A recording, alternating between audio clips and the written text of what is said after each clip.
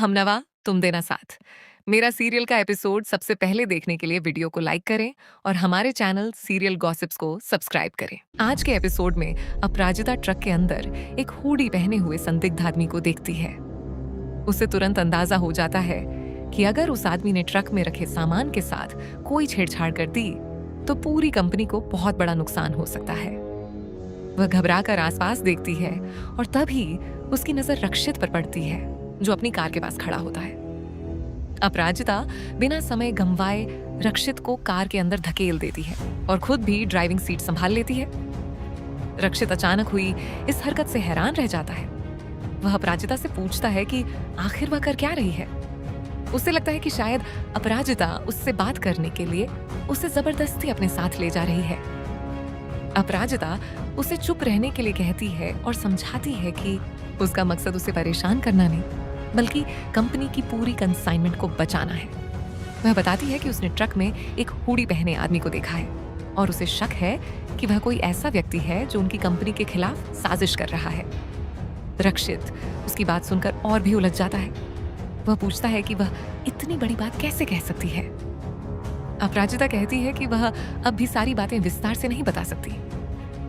पहले उस संदिग्ध आदमी को पकड़ना जरूरी है।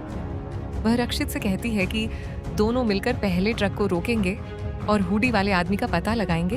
उसके बाद वह उसे पूरी सच्चाई बताएगी।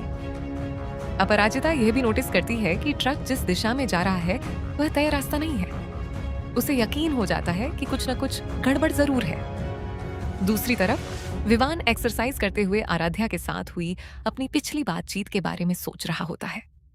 तभी आराध्या का फोन उसके पास आता है। विवान फोन उठाकर उससे साफ कह देता है कि वह उसे बार बार फोन ना करे। वह कहता है कि उनके रिश्ते की वजह से पहले ही हालात मुश्किल हो चुके हैं और वह अब चीजों को और उलझाना नहीं चाहता। आराध्या कहती है कि वह भी सब कुछ खत्म करना चाहती है। वह विवान से अपना सामान वापस लेने के लिए कहती है। विवान कहता है कि अगर वह चाहे तो उसका सामान अपने पास ही रख सकती है, लेकिन आराध्या ऐसा करने से मना कर देती है। वह कहती है कि उन चीजों को देखकर उसे हर बार विवान की याद आती है और वह इस दर्द को और नहीं सहना चाहती। आखिरकार विवान उससे मिलने के लिए तैयार हो जाता है। यह सुनते ही आराध्या के चेहरे पर खुशी आ जाती है। इधर कुछ लोग एक सुनसान जगह पर ट्रक का इंतजार कर रहे होते हैं। ट्रक ड्राइवर फोन पर किसी को जानकारी देता है कि ट्रक उनके कब्जे में है और वे देवगोडिया के डंपिंग ग्राउंड तक पहुंच चुके हैं। उनकी योजना साफ होती है, कंसाइनमेंट को जला देना और बाद में पूरी घटना को एक हादसा बताकर मामले को खत्म कर देना। लेकिन उनकी बातचीत रक्षित और अपराजिता के कानों तक पहुंच जाती है। दोनों समझ जाते हैं कि अपराजिता का शक सही था। रक्षित तुरंत पूछता है कि वह हुडी पहना आदमी आखिर कहाँ है। वह आसपास मौजूद लोगों का ध्यान अपनी तरफ खींचने की कोशिश करता है। इसी बीच अपराजिता के साथ ट्रक में चढ़ जाता है और खुद ट्रक चलाने लगता है। अपराजिता उसे देखकर घबरा जाती है और कहती है कि अगर उसने इसी तरह ट्रक चलाया तो दोनों की जान खतरे में पड़ सकती है। रक्षित मजबूरी में बताता है कि उसे ट्रक चलाना ठीक से नहीं आता। अपराजिता उसे पुरानी बात याद दिलाती है कि रक्षित को स्कूटर चलाना भी नहीं आता था, फिर भी वह उसके साथ प्रतियोगिता में जाने के लिए स्कूटर चलाने बैठ गया था। यह सुनकर रक्षित को उनके पुराने दिन याद आने लगते हैं। वह अपराजिता की मदद और हिम्मत के लिए उसका शुक्रिया अदा करता है, लेकिन अपराजिता अभी भी संतुष्ट नहीं होती। वह कहती है कि उनका काम अभी पूरा नहीं हुआ है क्योंकि हुड्डी वाला आदमी अब भी कहीं ट्रक में छिपा हो सकता है। रक्षित तुरंत ट्रक रोक देता है और पूरे ट्रक को अच्छी तरह से चेक करता है। काफी तलाश करने के बाद भी उसे कोई नहीं मिलता। वह अपराजिता से कहता है कि शायद उसने किसी और को देखकर गलत समझ लिया था। इसके बाद वह दुबे को फोन करके सारी स्थिति की जानकारी देता है। इधर विवान होटल पहुंचता है जहां आराध्या ने उसे मिलने के लिए बुलाया है। विवान सोचता है कि आखिर आराध्या ने उसे होटल में ही क्यों बुलाया। कमरे में पहुंचते ही आराध्या उसे बताती है कि वह नहीं चाहती थी कि कोई उन्हें एक साथ देखे, इसलिए उसने होटल में मिलने का फैसला किया। आराध्या भावुक होकर कहती है कि उनकी कहानी का अंत इस तरह नहीं होना चाहिए था, लेकिन शायद यही उनकी किस्मत है। वह रोते हुए विवान को गले लगा लेती है। विवान उसे समझाने की कोशिश करता है। आराध्या उसके हाथ पर प्यार से किस करती है और विवान भी उसे गले लगा लेता है। आराध्या के चेहरे पर हल्की मुस्कान आ जाती है। इधर दुबे रक्षित और अपराजिता के साथ मिलकर की गई कोशिश की तारीफ करता है और वहां से चला जाता है। इसके बाद अपराजिता रक्षित से एक गंभीर बात करती है। वह उसे बताती है कि अरविंद को उसके ऊपर शक होने लगा है और उसे लगता है कि रक्षित अब पहले की तरह उस पर भरोसा नहीं करता। अपराजिता भावुक होकर पूछती है कि आखिर कौन सी माँ अपनी बेटी का अपमान होते हुए चुपचाप देख सकती है। इसके बाद वह रक्षित को सुधा की कही हुई सारी बातें बताती है और समझाती है कि किस तरह सुधा ने उसके और आराध्या के बारे में गलत बातें कही थीं। रक्षित यह सब सुनकर पूरी तरह हैरान रह जाता है। उसे समझ नहीं आता कि अब तक उसके सामने जो तस्वीर थी, क्या वह पूरी सच्चाई थी भी या नहीं। वहीं दूसरी तरफ विवान कमरे में आराध्या के साथ होता है। तभी उसकी नजर फोन पर पड़ती है, जहां सुधा का कॉल आ रहा होता है। वह घबरा जाता है और आराध्या से कहता है कि उसने बहुत बड़ी गलती कर दी है। आराध्या उसकी बात को स्वीकार नहीं करती। वह कहती है कि यह गलती नहीं बल्कि उनका प्यार है। विवान कहता है कि वह उससे प्यार करता है, लेकिन अपने परिवार के खिलाफ जाकर इस रिश्ते को नहीं निभा सकता। वह आराध्या से कहता है कि अब उसे इस रिश्ते को भूल जाना चाहिए। एपिसोड यहीं खत्म होता है। आगे आने वाले एपिसोड्स में हम देखेंगे कि सुधा अपराजिता से पूछती है कि रक्षित कहाँ है। वह कहती है कि रक्षित को आखिरी बार अपराजिता के साथ ही देखा गया था। इसके बाद अपराजिता परेशान होकर रक्षित को ढूंढने निकल पड़ती है। आ गया है और अब उसे उसी दर्द का सामना करना पड़ रहा है।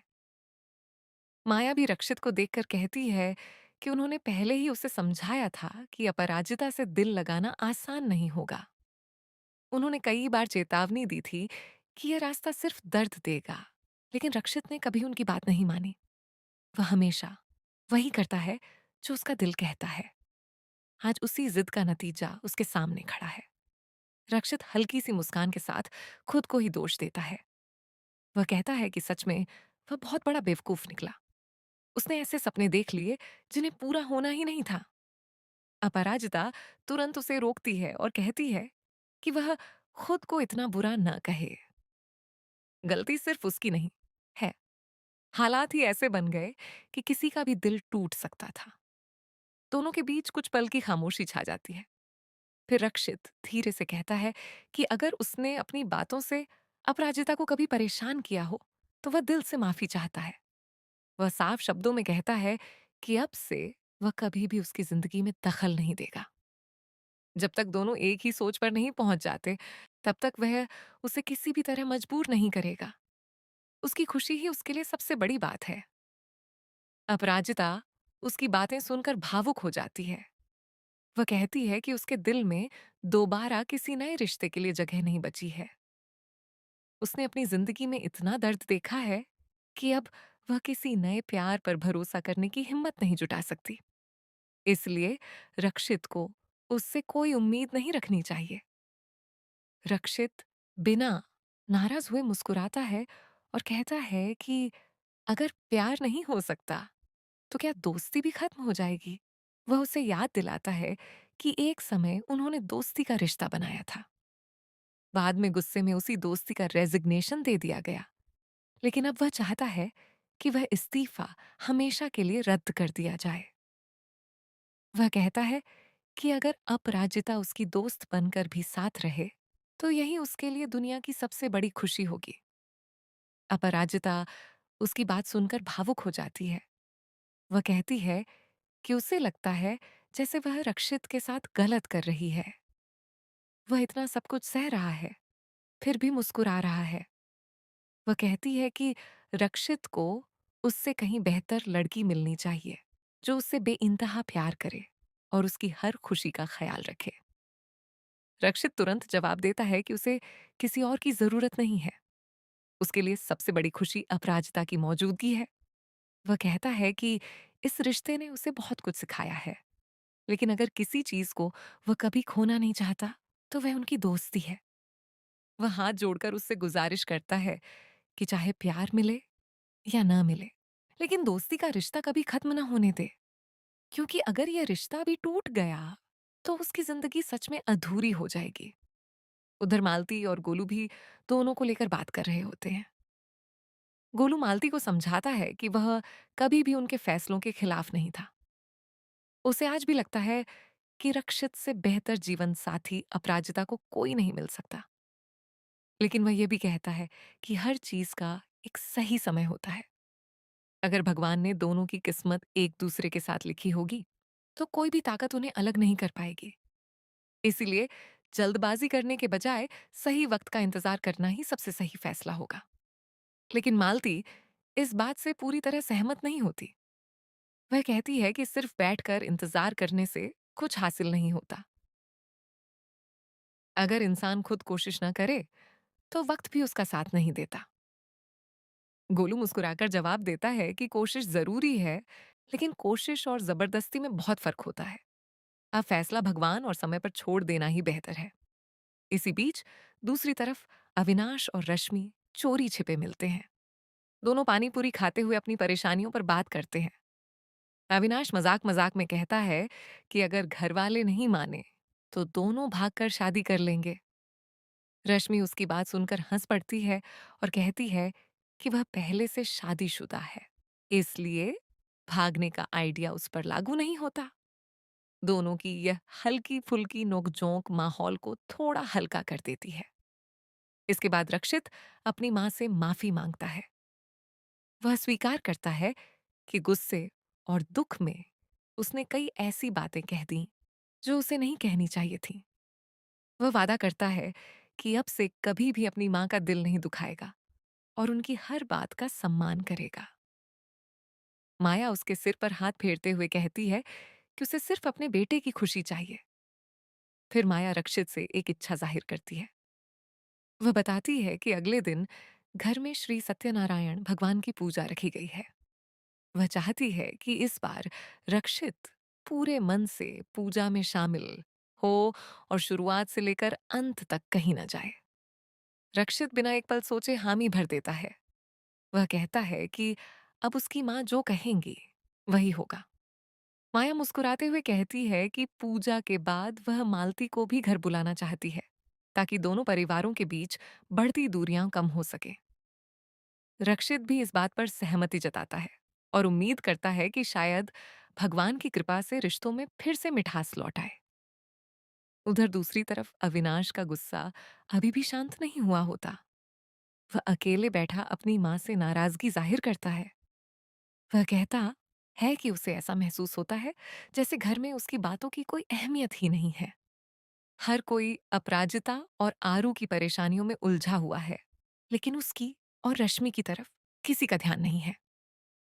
अविनाश दर्द भरी आवाज में कहता है कि आज उसके सामने उर्मिला ने रश्मि को थप्पड़ मार दिया और साफ शब्दों में दोनों की शादी से इनकार कर दिया। लेकिन इसके बावजूद किसी ने उसकी तकलीफ को समझने की कोशिश नहीं की। वह कहता है कि अब सब लोग अपनी अपनी जिंदगी में व्यस्त हैं और उसे अपनी लड़ाई खुद लड़नी होगी। मालती उसकी बातें सुनकर चुपचाप अंदर चली जाती है। कुछ देर बाद वह हाथ में एक छोटा सा डिब्बा लेकर लौटती है। वह डिब्बा खोलती है तो उसमें सोने के खूबसूरत कंगन रखे होते हैं। मालती भावुक होकर बताती है कि ये कंगन उसने कभी अपनी बेटियों के लिए नहीं बनवाए थे। उसने इन्हें सिर्फ रश्मि के लिए संभाल कर रखा था। उसका सपना था कि जिस दिन रश्मि इस घर की बहू बनकर आएगी, उसी दिन वह अपने हाथों से उसे ये कंगन पहनाएगी। इसके बाद वह अलमारी से भगवान लड्डू गोपाल की एक सुंदर मूर्ति भी निकालती है। उसकी आंखें भर आती हैं। वह कहती है कि जब वह और उसके पति मथुरा गए थे, तभी उन्होंने यह मूर्ति खास तौर पर अविनाश और रश्मि के लिए खरीदी थी। उनका सपना था कि शादी के बाद जब दोनों अपना नया परिवार शुरू करेंगे, तब यह लड्डू गोपाल उनके नए घर की पहली सौगात बनेंगे। ये सब देखकर अविनाश की आंखें भी नम हो जाती हैं। उसे एहसास होता है कि उसकी मां को उसकी खुशियों की उतनी ही चिंता है जितनी बाकी बच्चों की।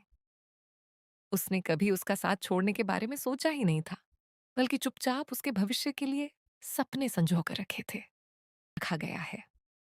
अगर उन्हें सही तरीके से दोबारा इस्तेमाल किया जाए, तो उन्हीं कपड़ों से एक नया और यूनिक कलेक्शन तैयार किया जा सकता है।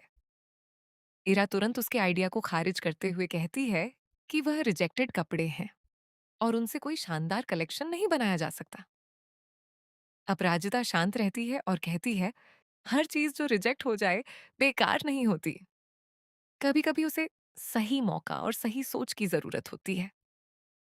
वह आगे कहती है कि इस काम के लिए सिर्फ कपड़े नहीं, बल्कि क्रिएटिविटी और हिम्मत चाहिए। मोहित को उसका आइडिया पसंद आता है, लेकिन विवान और इरा दोनों उसका मजाक उड़ाते हैं। अपराजिता फिर भी पीछे नहीं हटती। वह रक्षित की तरफ देखकर कहती है कि उसे बोर्ड मेंबर्स के सामने अपना आइडिया रखने का सिर्फ एक मौका चाहिए। रक्षित कुछ पल उसे देखता है और फिर कहता है, ठीक है, प्रेजेंटेशन तैयार करो, लेकिन इस बार कोई गलती नहीं होनी चाहिए। हीरा तुरंत बोलती है कि बोर्ड मेंबर्स इस आइडिया पर हंसेंगे। रक्षित उसकी तरफ देखकर पूछता है, अगर तुम्हारे पास इससे बेहतर आइडिया है तो बताओ, नहीं है तो इसे मौका दो। फिर वह अपराजिता की तरफ देखता है और कहता है, गुड लक। रक्षित अपने केबिन की तरफ चला जाता है। अपराजिता कुछ पल तक उसे जाते हुए देखती रहती है।